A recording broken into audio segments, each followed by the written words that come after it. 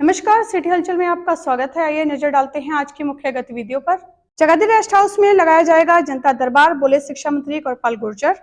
भाजपा सरकार हर क्षेत्र में समान रूप से विकास कार्य कर रही है, बोले मेयर मदन चौहान। सीआईए 1 की टीम ने अवैध हथियार के साथ युवक किया काबू।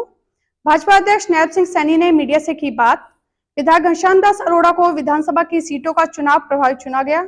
हरियाणा स्टेट नारकोटिक टीम ने नशा तस्कर किया गिरफ्तार। पुलिस अधीक्षक गंगाराम पुनिया ने पत्रकारों से की बातचीत। सूर्यदेव को अर्घ देकर महिलाओं ने छठ व्रत किया संपन्न। जहरीली शराब कांड मामले में फूसगढ़ की महिलाओं ने जिला उपायुक्त को सौंपा मांग पत्र। श्री लालद्वारा मंदिर में 2 व 3 दिसंबर को मनाया जाएगा स्थापना दिवस। और महिलाओं द्वारा अश्लील वीडियो बना लोगों को ब्लैकमेल करने का मामला आया सामने। और अब विस्तार से शिक्षा मंत्री कृपाल गुर्जर ने जानकारी देते हुए बताया कि जगाधरी रेस्ट हाउस में प्रत्येक शुक्रवार को जनता दरबार लगाया जाएगा, जहां लोगों की समस्याओं को सुना जाएगा और समाधान किया जाएगा। हरियाणा सरकार स्कूल शिक्षा मंत्री कंवरपाल ने जानकारी देते हुए बताया कि वह प्रत्येक शुक्रवार को दोपहर 3 बजे जगाधरी रेस्ट हाउस में जनता की समस्या को सुनने के लिए जनता दरबार लगाएंगे।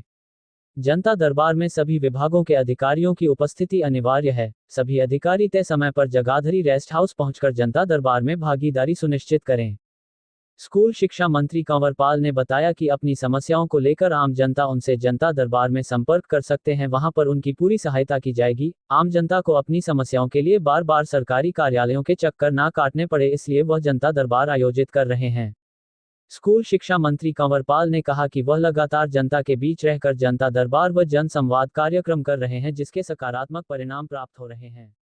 सीआईए 1 की टीम ने अवैध हथियार समेत एक युवक को गिरफ्तार किया है। आरोपी के खिलाफ आर्म एक्ट के तहत केस दर्ज किया गया और कोर्ट में पेश कर न्यायिक हिरासत में भेजा गया। सीआईए 1 की टीम ने अवैध हथियार के साथ एक युवक को गिरफ्तार किया है। आरोपी विदेश से 1 महीने पहले आया था। आरोपी के खिलाफ आर्म्स एक्ट के तहत केस दर्ज कर कोर्ट में पेश किया, जहां से उसे न्यायिक हिरासत में भेज दिया।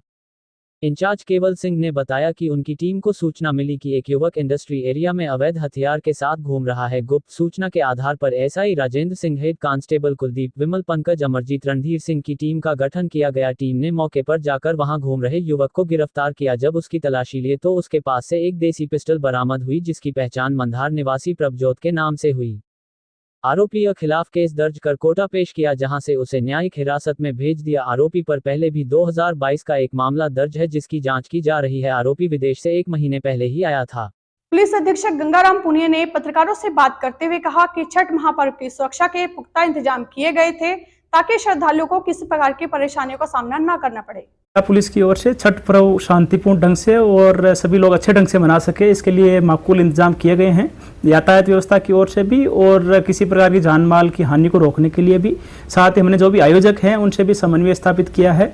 जितने भी जो जगह हैं जहां पर छठ पर्व 19 तारीख को शाम को या 20 को सुबह मनाया जाना है, वहां पर हमने पुलिस की एक प्लाटून जिसमें 30 से 35 पुलिस कर्मचारी लगाए हैं और साथ ही जिला प्रशासन से भी हमने गोताखोर और कश्तियों की मांग की है। उनकी तरफ से सूची भी हमें उपलब्ध करा दी गई है, ताकि किसी प्रकार की कोई जान माल की हानि ना हो और साथ ही संपूर्ण जो व्यवस्था है वो चाक चौबंद हो और अच्छे ढंग से पर्व को मनाया जा सके। सर, ट्रैफिक को लेकर क्या व्यवस्था है? जैसा कि मैंने बताया, हम सभी जितने भी हमारे कर्मचारी रहेंगे या जो भी अधिकारी रहेंगे उनके साथ भी एक मीटिंग हम करेंगे, आयोजकों के साथ भी मीटिंग करेंगे, ताकि आम लोगों को भी ट्रैफिक की व्यवस्था के हिसाब से कोई दिक्कत ना आए और जो लोग वहां पर पर्व में भाग लेने वाले जाने वाले हैं उनको भी किसी प्रकार की दिक्कत ना आए।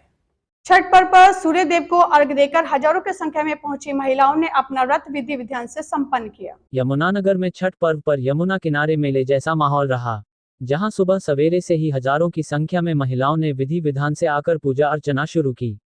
जैसे ही सूर्य देव उदय हुए, महिलाओं ने विधि विधान से उन्हें अर्घ देकर अपना व्रत समाप्त किया। महिलाओं ने जहां इस व्रत को लेकर विस्तार से जानकारी दी, वहीं पुरुषों ने भी इसके विधि विधान की व्याख्या की। श्रद्धालुओं का मानना है कि यह व्रत परिवार में सुख शांति और देश को विकास की तरफ ले जाने की मनोकामना को लेकर रखा जाता है। वहीं यमुनानगर पुलिस अधीक्षक गंगाराम पुनिया ने बताया कि इस महापर्व को लेकर सुरक्षा के व्यापक प्रबंध किए गए, ताकि किसी भी श्रद्धालुओं को किसी तरह की कोई दिक्कत न आए। यमुनानगर के गांव मंडेरी पंजेटो का माजरा फूसगढ़ गांव की महिलाओं ने जहरीली शराब कांड मामले के चलते गांव के बाहर शराब के ठेके को हटाने की मांग को लेकर जिला उपायुक्त को मांग पत्र सौंपा। यमुनानगर के गांव मंडेबरी पंजेटो का माजरा फूसगढ़ के गांव की महिलाओं ने गांव में हो रही जहरीली शराब पीने से मौत मामले के चलते गांव के बाहर शराब के ठेके को हटाने की मांग को लेकर जिला उपायुक्त को सौंपा ज्ञापन। कहा कि मृतक परिवारों को दिया जाए सरकार की ओर से उचित मुआवजा और ठेके को यहां से हटाया जाए। जहरीली शराब पीकर 3 गांव के लोगों के बीच से अधिक लोगों की मौत हो गई है। उन परिवारों के कमाने वाले अब इस दुनिया में नहीं रहे, जिसके कारण अब उन परिवारों पर आर्थिक बोझ बढ़ गया है। कुछ परिवारों के बच्चे तो बहुत छोटे हैं और उन घरों में कमाने वाला केवल एक ही व्यक्ति था जिसकी मृत्यु हुई है।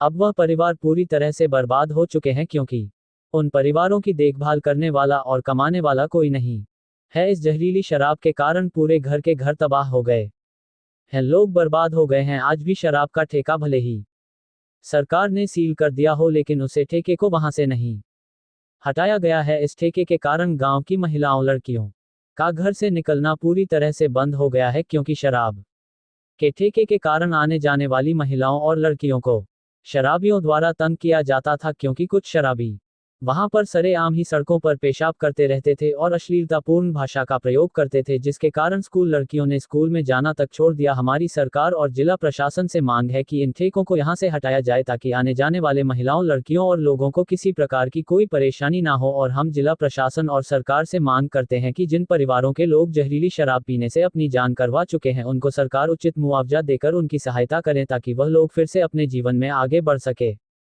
ये कि बीते दिनों जहरीली शराब से हुई मृत्यु की गिनती में हुई बढ़ोतरी से आप भली भांति परिचित है और हमें यह भी आश्वासन दिया गया था कि इस मुद्दे पर जल्द कार्यवाही होगी, परंतु अब हमारे सब्र का बांध टूट चुका है, क्योंकि इतनी मृत्यु हो जाने के बाद भी हरियाणा सरकारी शराब के होने वाले टैक्स मुनाफ को छोड़ना नहीं चाहती। इसलिए वो जांच के माध्यम से देरी कर घटना स्थल के आसपास की शराब की दुकानों को मामला ठंडा हो जाने तक बंद रखना चाहती है, ऐसा हम सबका मानना है। महोदय जी, जिले में शांति बनाए रखना आपका कर्तव्य है, जिसे आप बखूबी निभा भी